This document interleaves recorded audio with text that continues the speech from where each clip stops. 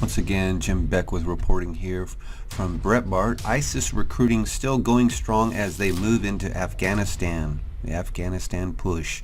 Ever since the holiday season, the White House has made a variety of vague assurances that ISIS recruitment is ramping down. The flow of fighters into the Islamic State has been choked off and the weakened terror state is on the run. This is certainly a development to be hoped for, but it does not seem to have happened yet.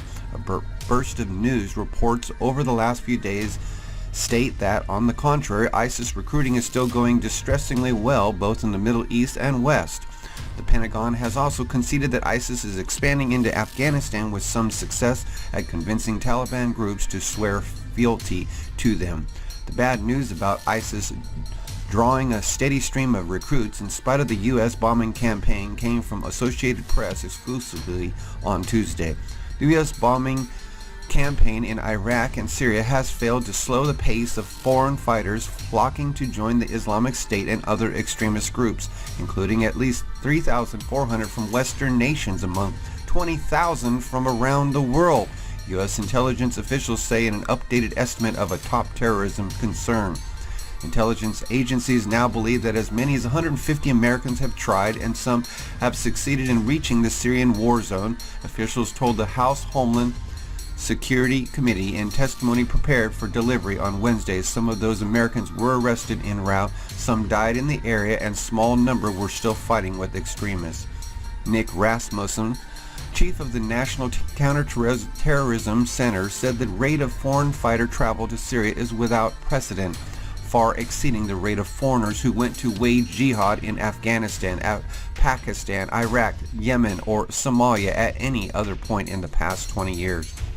U.S. officials fear that some of the foreign fighters will return undetected to their homes in Europe or the U.S. to mount terrorist attacks. At least one of the men responsible for the attack on satirical magazine in Paris had spent time with Islamic extremists in Yemen.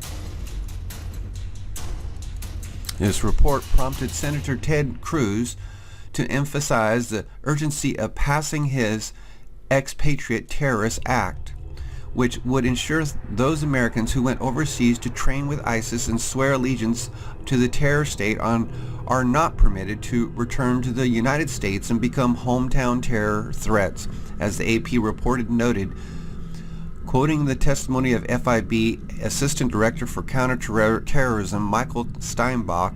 Tracking the movements and activities of American expatriates who reach Syria is extremely difficult, as the U.S. Embassy in that country is closed and the CIA has no permanent presence on the ground. It's foolish to take chances on allowing any of these treasonous fighters to return to American soil when we have no real idea of what they did while serving ISIS or what kind of training they might have received. Meanwhile, the good news from Iraqi news, Tikrit fully under control, says Secretary General of Nojaba movement, March 11th, yesterday. On Wednesday, the Secretary General of Nojaba movement, a faction within the volunteer fighters of al-Shabi, confirmed that the city of Tikrit has become fully under the security forces' control. The Secretary General of the movement, Sheikh Akram al-Kabi, said in an interview for IraqiNews.com, the city has become completely under security forces and volunteer fighters' control. But if we look for the next day, which is today, March 12th, Iraqi forces tighten siege of Tikrit. This is from Al Jazeera. Iraqi commanders say that time is on their side and they will not be rushed into a final assault on the city. Officials said government forces would refrain from advancing too fast in Tikrit to avoid unnecessary losses. Iraqi commanders have said that time is on their side as government forces tighten their siege of Tikrit and warned they would not be rushed into a final assault, since the operation to retake Tikrit from the Islamic State of Iraq and Levant ISIL group was launched at the start of the month. Thousands of troops and Shiite militia have reconquered the land around the city. On Wednesday, they moved deep into Tikrit's sprawling northern district of Qadisiyah and closed in on a few hundred ISIL fighters holed up in the city center. But police staff Major General Baha al-Azawi said on Thursday that government forces would refrain from advancing too fast to avoid unnecessary losses. We don't want to be rushed because we want to avoid casualties, he told the AFP News.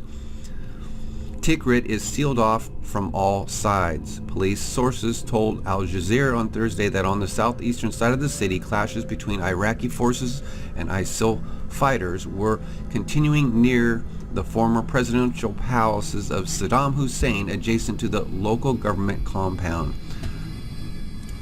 Iraqi troops were shelling Tikrit's center as army helicopters targeted ISIL hideouts. No way out. Hadi al-Ameri, the commander of the Volunteer Popular Mobilization Units, told reporters on the front lines that there was no way out for the ISIL fighters trapped in Tikrit. They have two choices, surrender or death, said Ameri, whose Badr organization is one of the largest Iranian-backed Shia militias in Iraq and controls the Interior Ministry. We do not need to attack. That could lead to victims in the ranks of the fighters, he said. None of the Iraqi fighting forces involved in the battle have provided casualty figures since the start of the operation to wrest back Tikrit, the largest since ISIL captured the city 9 months ago. Dozens of bodies are being driven down to Baghdad and the Shia holy city of Najaf almost every day. However, and while government forces have had the upper hand, ISIL has done damage with suicide car bombs, booby traps, and snipers. Meanwhile, in Syria, struggle for survival in Syria's Aleppo. Could you imagine living in a town that's demolished like this? The battle for Aleppo began a year after the uprising started in Syria. Since then, the former commercial hub has been turned into an urban battleground. The city has been divided into rebel-held and government-held territory, and the threat from bombardment and snipers makes life a daily struggle. What's going on in this picture? In Syria, more than 600 medical workers killed in Syria. Physician for Human Rights says government forces were responsible for 88% of the recorded attacks on hospitals. Physicians for Human Rights said government forces were responsible for 97% of the killings of medical workers. An international rights group says more than 600 medical workers have been killed in Syria's nearly 4-year conflict in deliberate and indiscriminate attacks, most of them by government forces. Physicians for Human Rights said in a report released on Wednesday. 233 attacks on 183 medical facilities across Syria since the country's uprising in 2011. The group said that President Bashar Assad's government was responsible for 88% of the recorded attacks on hospitals and 97%. Physicians for Human Rights said it documented 139 deaths directly attributable to torture and execution. That's just, Father God, help these